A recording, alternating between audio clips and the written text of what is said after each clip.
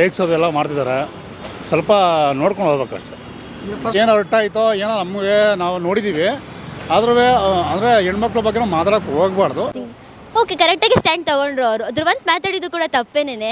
ಅದು ಆ ಒಂದು ಸ್ಟೇಟ್ಮೆಂಟ್ ಅವ್ರು ಕೊಡಬೇಡ್ದಾಗಿತ್ತು. ಲೈಕ್ ಸಮಥಿಂಗ್ ಏನೋ ಪರ್ಸನಲ್ ಸ್ಟೇಟ್ಮೆಂಟ್ ಅವ್ರು ಕೊಟ್ಟರು, ಅದು ನನಗೇನೋ ಇಷ್ಟ ಆಗಲಿಲ್ಲ. ಅದು ಹೇಳಿ, ಈ ಸಾರಿ ಬಿಗ್ ಬಾಸ್ ಹೇಗಿದೆ, ಯಾವ ರೀತಿ ನಡೀತಾ ಇದೆ?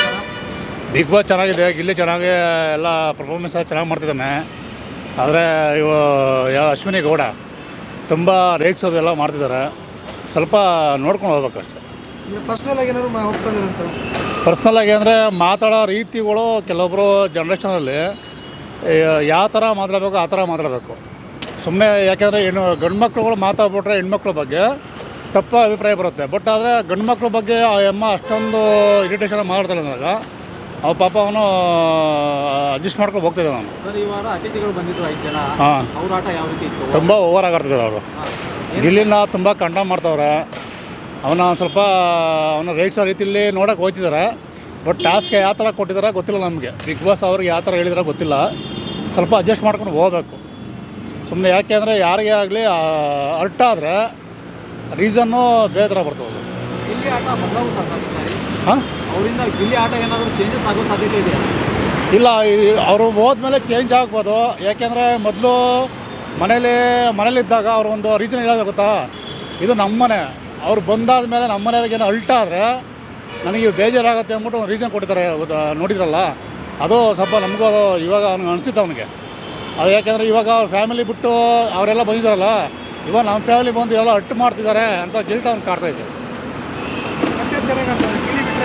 ಗಿಲ್ಲಿ ಬಿಟ್ಟರೆ ರಘು ಕಾವ್ಯ ಆಡ್ತಾಯಿದ್ದಾರೆ. ಮತ್ತು ಅದಕ್ಕಿಂತ ರಕ್ಷಿತಾ ಘಟರಾಜ್ ಸರ್, ಅವೆಲ್ಲ ಫೇಕ್. ಅದು ಸುಮ್ಮನೆ ಅವೆಲ್ಲ ಒರಿಜಿನಲ್ ಏನೂ ಇಲ್ಲ. ಅದು ಒರಿಜಿನಲ್ ಅವಲ್ಲ, ಬೇರೆ ಅವೆಲ್ಲ ಸ್ಟುಡಿಯೋ ಹೋಗಿ ಮಾಡಿರ್ತಾರೆ. ಬಟ್ ತಿಳ್ಕೊಳಕ್ಕೆ ಹೋಗ್ಬಾರ್ದು, ನಾವು ದಡ್ರಾಯ್ತೀವಿ. ಅದು ಏನೋ ಹೋಗಿದ್ದಾರೆ, ಬಿಗ್ ಬಾಸ್ಗೆ ಹೋಗಿದ್ದಾರೆ, ಮಾಡಿದ್ರು ಅಷ್ಟೇ.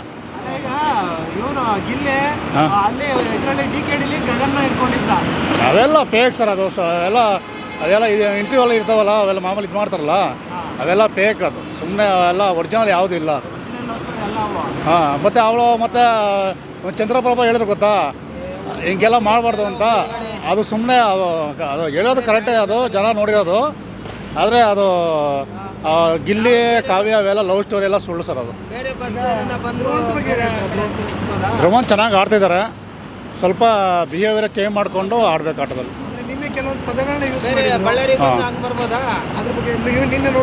ನೆನ್ನೆ ನೋಡಿಲ್ಲ ಸರ್.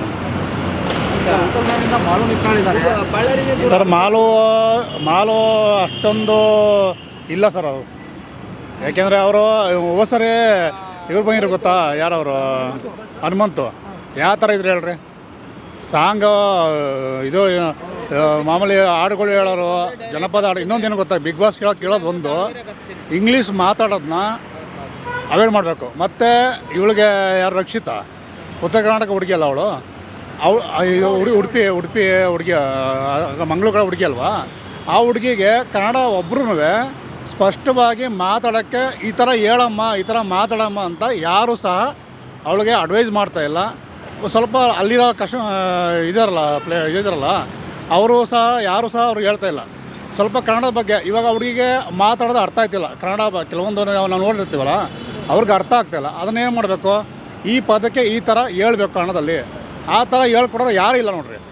ಆ ಥರ ಹೇಳ್ಬೇಕು. ಕನ್ನಡ ಬಗ್ಗೆ ಗೊತ್ತಿಲ್ಲ ಅಂದಾಗ ನಾವು ಹೇಳ್ಕೊಡ್ಬೇಕು. ಕನ್ನಡದ ಪರ ಹೋರಾಟಗಾರ್ತಿರು ಒಳಗಡೆ ಇದ್ದಾರೆ. ಯಾರು, ರಕ್ಷಿತಾ ಕೂಡ, ಇವರು ಅಶ್ವಿನಿ ಕೂಡ ಇದ್ದಾರೆ. ಅಶ್ವಿನಿ ಕೂಡ ಇದ್ರೂ ಆಯಮ್ಮ ಬೇರೆ ಕೂಗಾಡ್ಕೊಂಡೆ. ಆಯಮ್ಮನ ಬಗ್ಗೆ ಯಾರೂ ಮಾತಾಡೋಂಗಿಲ್ಲ. ರೀಸನ್ನು ಆಯಮ್ಮ ಏಕವಚನದಲ್ಲಿ ರಘುನಾಗಲಿ ಯಾರೇ ಆಗಲಿ, ರಘು ಹೇಳಿದಾಗ ಏನಾದರೂ ಅಶ್ವಿನಿ ಗೌಡವರೇ ಬನ್ನಿ ಅಂತ ಸ್ಟಾರ್ಟಿಂಗ್ ಕರೆದ್ರು. ಅವ್ರಿಗೆ ಏನು ಅರ್ಟಾಯಿತೋ ಏನೋ ನಮಗೆ ನಾವು ನೋಡಿದ್ದೀವಿ.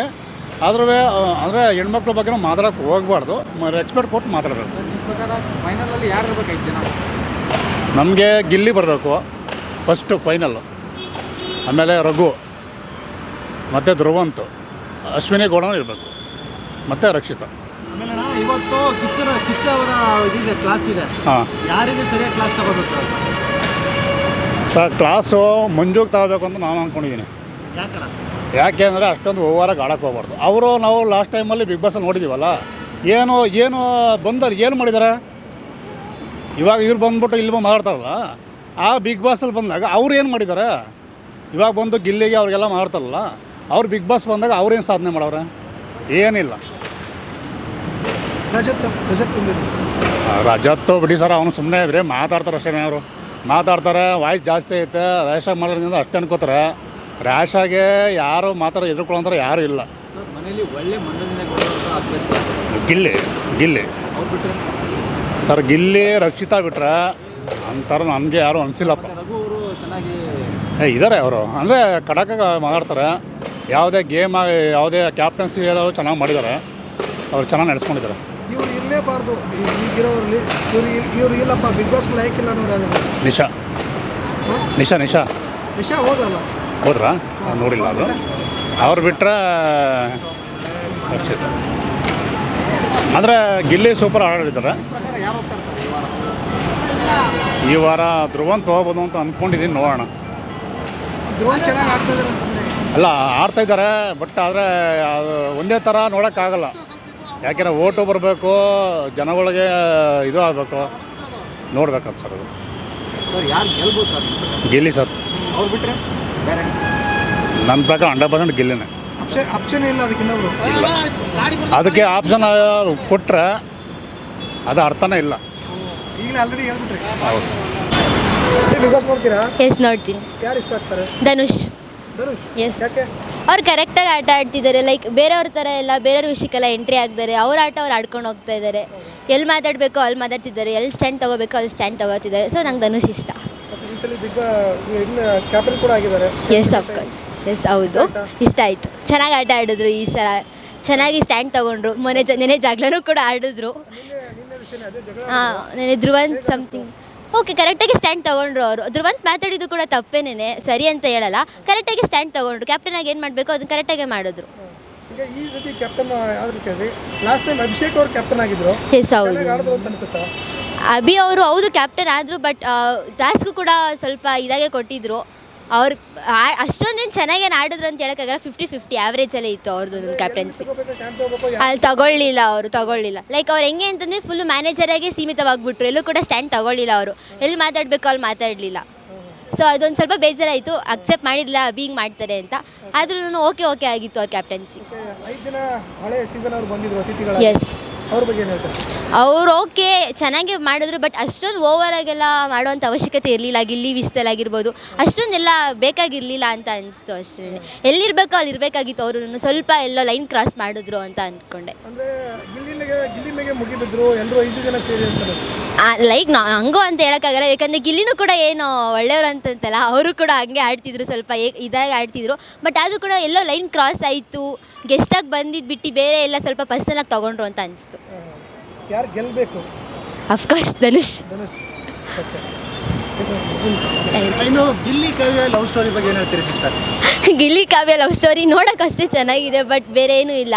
ಬಟ್ ಹೌದು, ಅದರಲ್ಲೂ ಒಪ್ಕೋತೀನಿ. ಲೈಕ್ ಏನೋ ಗಿಲ್ಲಿಯಿಂದನೇ ಕಾವ್ಯ ಅಂತ ಏನು ಆ ಥರ ಎಲ್ಲ ಏನಿಲ್ಲ.